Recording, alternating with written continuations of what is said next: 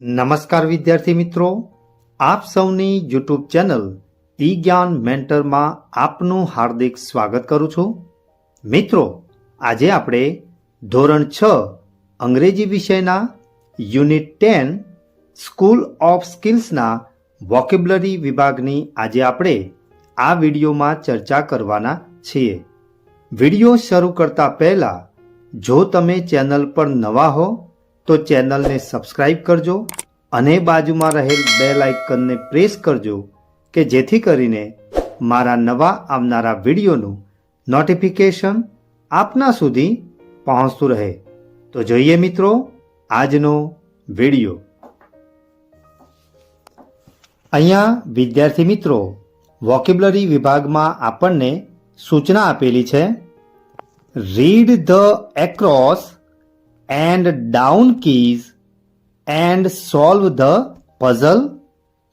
Complete the sentences given below using the given words in the brackets.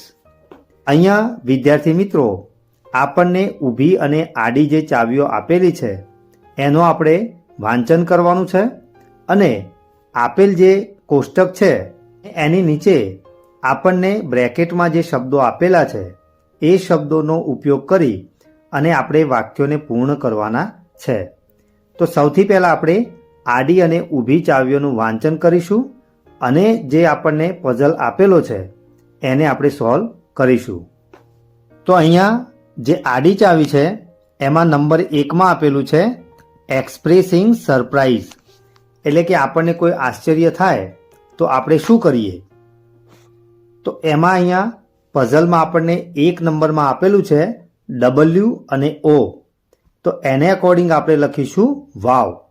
Number 2માં ઊભી ચાવી જે આપેલી છે એમાં લખેલું છે એક્સપ્રેસિંગ મિસ્ટેક, એટલે કે આપણે કોઈ ભૂલ થઈ હોય અને એનો જે આપણે હાવભાવ બતાવવાનો હોય તો એ કેવી રીતે વ્યક્ત કરીએ, તો એ આવશે ઓપ્સ. ત્યાર પછી નંબર 3માં છે એક્સપ્રેસિંગ પેન, એટલે કે આપણે દુઃખનું આપણે એને વ્યક્ત કરવું હોય તો આપણે કેવી રીતે કરી શકીએ, તો એ આડી ચાવીમાં આપણે લખીશું આઉચ.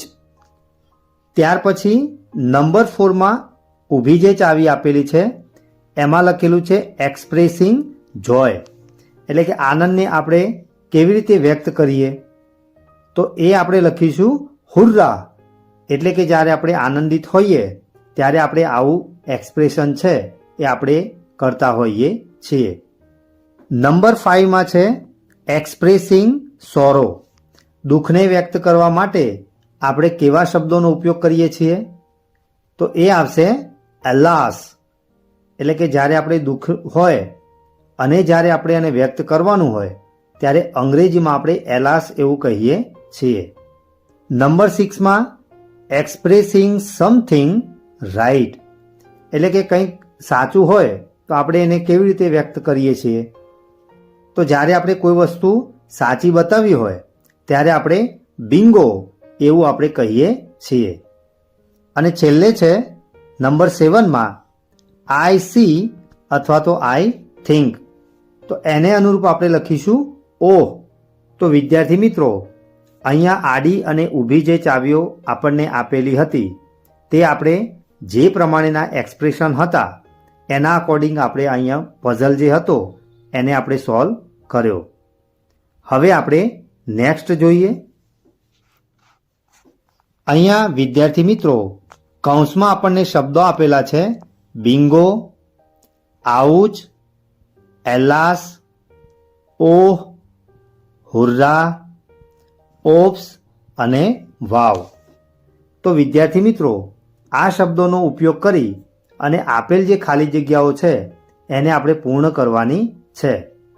અગાઉ પણ મેં તમને કહ્યું એ પ્રમાણે આ જે કંઈ પણ જે શબ્દો છે એ બધા જ આપણા જે એક્સપ્રેશન્સ એટલે કે આપણા જે હાવભાવ છે એ આપણને બતાવે છે. તો પહેલી ખાલી જગ્યા છે એમાં છે ખાલી જગ્યા how cute the puppy is, તો એમાં લખીશું વાવ, આ જે ગલુડિયું છે એ કેટલું સુંદર છે.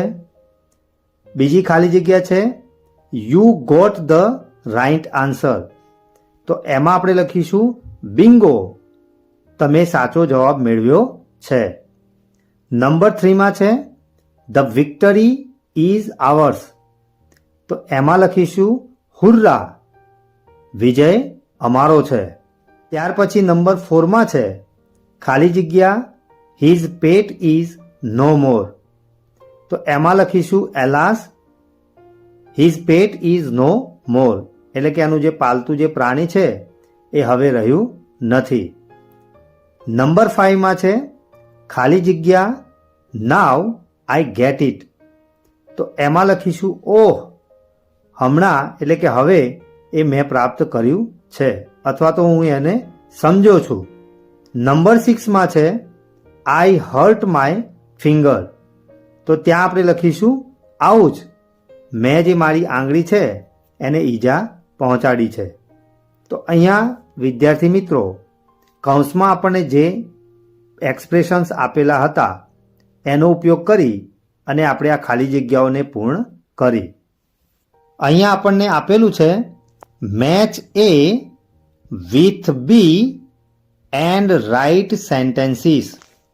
વિભાગ એ ને વિભાગ બી સાથે જોડવાનો છે અને જે એનો આન્સર છે જવાબ એ અહીંયા બાજુમાં જે કોષ્ટક આપેલું છે ત્યાં આપણે લખવાનો છે.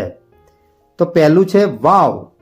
તો એને અકોર્ડિંગ અહીંયા આપણને એક્ઝામ્પલ આપેલું છે એમાં આવશે સી. તો એ આપણે અહીંયા આ રીતે જોડીશું what a nice pen you have. તો એ જ પ્રમાણેના બીજા નંબર પર જે આપેલું છે બિંગો, તો એને અકોર્ડિંગ જે જવાબ આવશે એ આવશે D I found the final answer. Number 3માં છે હુર્રા. તો એને અકોર્ડિંગ જવાબ આવશે એ we have won the trophy. Number 4માં છે એલાસ. તો એને અકોર્ડિંગ જવાબ આવશે B she lost her new gold ring. Number 5માં છે ઓહ. તો એને અકોર્ડિંગ જે વાક્ય આપેલું છે એ આવશે F I understood the matter now. અને છેલ્લું છે નંબર 6માં આઉચ. તો એને અકોર્ડિંગ જે જોડકું આવશે એ આવશે ઈ ઇટ ઇઝ રિયલી પેઇનફુલ. તો વિદ્યાર્થી મિત્રો અહીંયા આપણને નીચે એક્ઝામ્પલ પણ આપેલું છે wow what a nice pen you have. તો આપણે વિભાગ એના જે શબ્દો હતા એને વિભાગ બીના વાક્યોની સાથે જોડ્યા. હવે આ જ જે જોડકાઓ છે એને આપણે વાક્ય સ્વરૂપે લખવાના છે.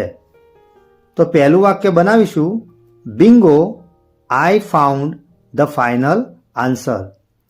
બીજું વાક્ય બનશે hurrah we have won the trophy. Number 3માં વાક્ય બનશે alas she lost her new gold ring. Number 4માં બનશે oh I understand the matter now. પાંચમું વાક્ય બનાવીશું ouch it is really painful. તો વિદ્યાર્થી મિત્રો આ રીતે વિભાગ એમાં જે શબ્દો આપેલા હતા એને વિભાગ બીના વાક્યો સાથે જોડી અને આવી રીતે આપણે વાક્યો બનાવી શકીએ. હવે આપણે આગળની એક્ટિવિટી જોઈએ. અહીંયા વિદ્યાર્થી મિત્રો એક્ટિવિટી વિભાગમાં આપણને સૂચના કંઈક આ પ્રમાણે આપેલી છે લેટ્સ પ્લે હુ એમ આઈ, એટલે કે ચાલો રમત રમીએ હું કોણ છું. તો શિક્ષક healthy food is good, hear good, speak good, everyone is unique, the real diamond, Robinson Crusoe, a different light, sports and wellness, yes we can, a teacher magic. વાર્તાના પાત્રોના નામની ચિઠ્ઠીઓ બનાવશે, વર્ગને 2 જૂથમાં વિભાજિત કરશે, એક જૂથમાંથી એક વિદ્યાર્થી આવશે અને એક ચિઠ્ઠી ઉપાડશે અને તેમાં લખેલ પાત્ર વિશે વર્ણન કરશે. અન્ય જૂથના સભ્યોને તે પાત્રનું નામ ઓળખવા કહેશે. જો જૂથ 1 મિનિટમાં નામ ઓળખી બતાવે તો તેમને 1 પોઈન્ટ મળશે. અન્ય જૂથ પણ આ જ રીતે ચિઠ્ઠી ઉપાડી વર્ણન કરી પાત્ર ઓળખવા માટે રમત રમશે. શિક્ષક બધી ચિઠ્ઠીઓ પૂરી ન થાય ત્યાં સુધી રમત રમાડશે. વર્ગના તમામ વિદ્યાર્થીઓની ભાગીદારી આવશ્યક છે. તો અહીંયા વિદ્યાર્થી મિત્રો, તમારા જે શિક્ષક છે એ અહીંયા અલગ અલગ જે સ્ટોરીઓ આપણે અગાઉના લેસન્સમાં જે ભણ્યા છીએ એને અકોર્ડિંગ તમને વાર્તાના નામ પાત્રો છે એની ચિઠ્ઠીઓ બનાવી આપશે અને તમારા જે વર્ગ છે એને 2 જૂથમાં વિભાજિત કરશે.